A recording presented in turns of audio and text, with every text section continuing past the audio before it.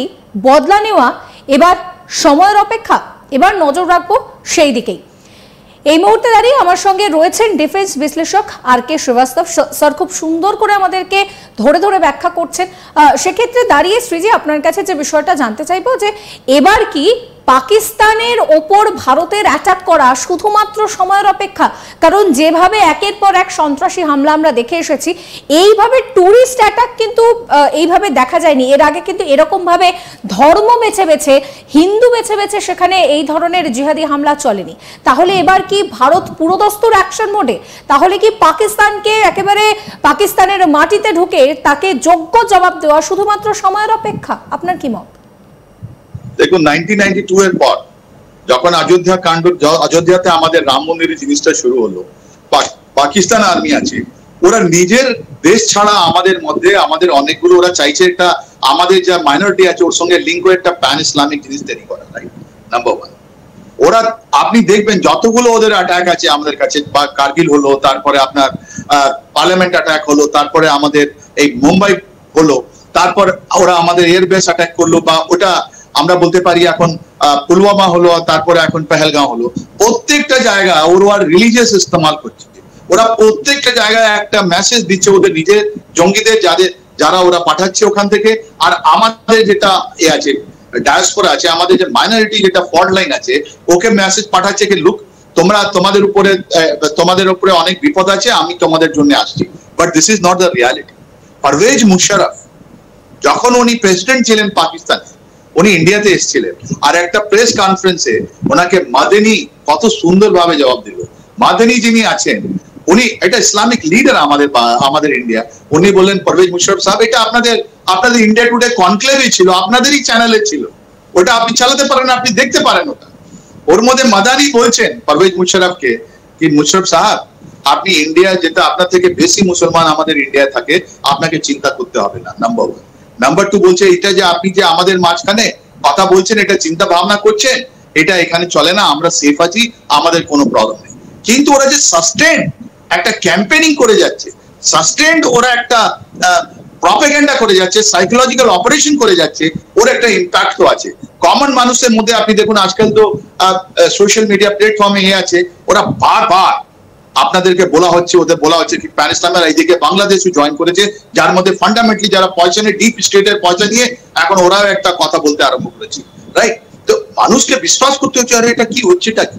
তার মানে ওরা এত ভাবে আমাদের ইন্টারনাল সিচুয়েশনে এন্টার করে গেছে যে একটা মানুষকে এটা বোঝা মুশকিল যে কি সত্য আছে কি মিথ্যা আছে।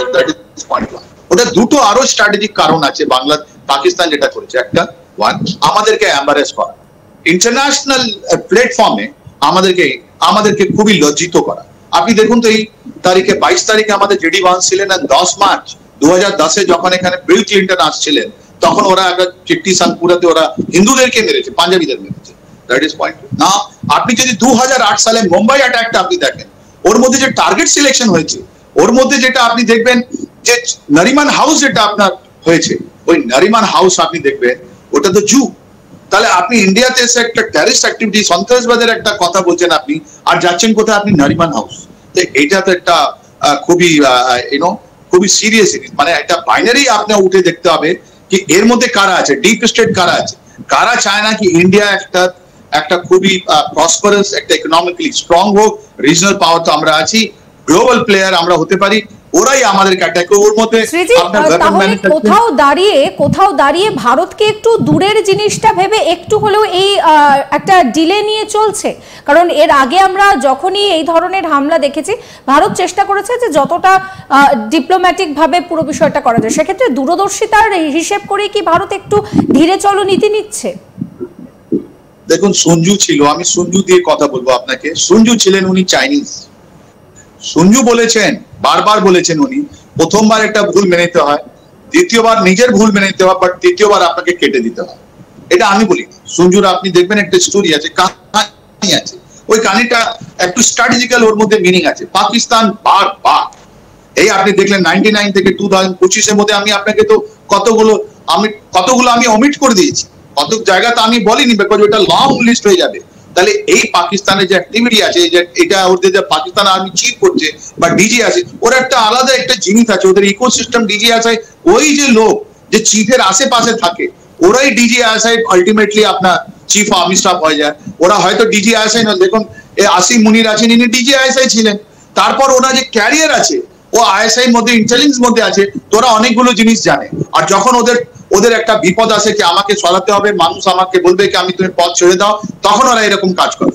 তাই জন্যে এই বুঝতে পেরেছেন যে আসিম মুনিরকে যখন একটা পলিটিক্যাল পার্টি বা রাস্তায় নেবে, যদি পাকিস্তানি লোক জিজ্ঞেস করবে, আপনাকে বলে দিই লাহোরের লোক যারা আছে বা ভওয়ালপুরের লোক আপনি বা করাচি লোক থেকে জিজ্ঞেস করুন বা বলুচি লোক থেকে জিজ্ঞেস করুন বা পাঠান থেকে জিজ্ঞেস করুন, ওরা বলছে পাক অকুপাইড কাশ্মীরে কি হচ্ছে আমাদের লেনা দেনা নাই, তুমি সাডা হক ইথে রাখ।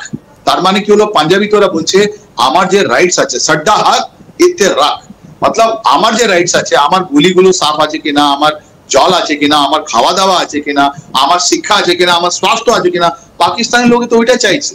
ওরা বলছে এর মধ্যে আমরা ইন্টারেস্টেড নয় কি পাক অকুপাইড কাশ্মীর থেকে কি হবে। ইভেন পাক অকুপাইড কাশ্মীর থেকে আপনি মিরপুর কোটলি চলে যান, মুজফরাবাদ চলে যান বা গিলগিট বালতিস্তানে চলে যান, ওখানকার লোক বলছে কি we are not interested in Pakistan army game. আমাদের আটার দাম আমাদের যত বেড়ে গেছে, আমাদের ইলেকট্রিসিটি দাম, আমরা তোমাকে ম্যাক্সিমাম ইলেকট্রিসিটি ওই ইন্দাস রিভার দিয়ে আমরা তোমাকে ইলেকট্রিসিটি দিচ্ছি, আর আমাদেরকে এত পয়সা দিচ্ছ, আমাদের রয়্যালটিটা কোথায়? আমাদের রয়্যালটিটা কোথায়? তো মানুষ যেটা আছে, যে ট্রয়কা যেটা আমরা বলি, যেটা আমরা ক্লাউজ উইথ ট্রয়কা যেটা বলি, যার মধ্যে গভর্নমেন্ট আছে, আর্মি আছে, পিপল আছে, ওর মধ্যে ক্লাউজ উইথ বলে গেছে যে সব থেকে ইম্পর্টেন্ট জিনিস যদি কোনো রাষ্ট্রে হয়, ওটা ওদের মানুষ হয়। এই মানুষদের যেটা কণ্ঠস্বর থেকে যেটা বেরোচ্ছে, মানুষ যে কথাগুলো বলছে, ওই মানুষগুলো কথাগুলো কিন্তু স্যাটিসফাইড নয় পাকিস্তান ডিসপেনশন থেকে। ওরা বারবার বলছে কি ভাইয়া তুমি এসব আমরা কথা বলি না। Number one. Number two, Pakistan army, ওদের এয়ার ফোর্স, ওদের navy today he is at the bottom. আপনি ওদের মিসাইলের কথা বলবেন, শাহিনের কথা বলবেন, আপনি ওদের গৌরী মিসাইল বলবেন, ও তো যতগুলো আপনি দেখবেন, ওদের এসএসজি তো এখন আমরা কথা বলিনি, বিকজ আমি তো এখন অপারেশনাল ম্যাটারটা বলতে পারবো না, বলছি না আপনাকে। ওদের স্পেশাল সার্ভিস গ্রুপ আছে এসএসজি, যার মধ্যে আপনার পারভেজ মুশারফ ছিলেন, রাইট? ও এসএসজি মুভমেন্ট কোথায় আছে, কি আছে? ওদের অ্যাকচুয়ালি মোরাল গুলো যেটা আছে, that is at the rock bottom. Why? Because Pakistan army in the Pakistan, they have একটা Fauji foundation. What is the Fauji foundation? Pakistan army নিজের কাজ ছেড়ে, দ্যাট ইজ মানে সুরক্ষা ছেড়ে, ডিফেন্সের কাজ ছেড়ে বা অ্যাটাক ছাড়া, ওরা যতগুলো বিজনেস আছে পাকিস্তানের, major business, road construction, dam construction, electricity, logistics, কতগুলো জিনিসে ওরা আছে, ইনভলভ আছে। এই পাকিস্তান আর্মি যেটা বিজনেস ইনভলভ আছে, ওদের কাছে তো আর কিছু দেখাবার নয়। ওরা জানে কি আমরা স্টেক হোল্ডার আছি, যতগুলো রিটায়ার্ড ওদের লোক আছে ওর মধ্যে আছেন, আর যতগুলো চিফ আছে, চাহে ক্যানি হোক, চাহে বাজওয়া হোক, চাহে যে কোনো লোক হোক, ওরা কি করেছে, নিজের ভাই বোনকে ওই যে ফৌজি ফাউন্ডেশনে লাগিয়ে দিয়েছে। আর যতগুলো বড় বড় কন্ট্রাক্ট আছে আপনার পাকিস্তান আর্মির কাছে আছে, ওরা জানে যে এইটা আমাদের হাত থেকে যদি কন্ট্রোল চলে যায়, তাহলে ওদের একটা প্রবলেম হবে। তো এই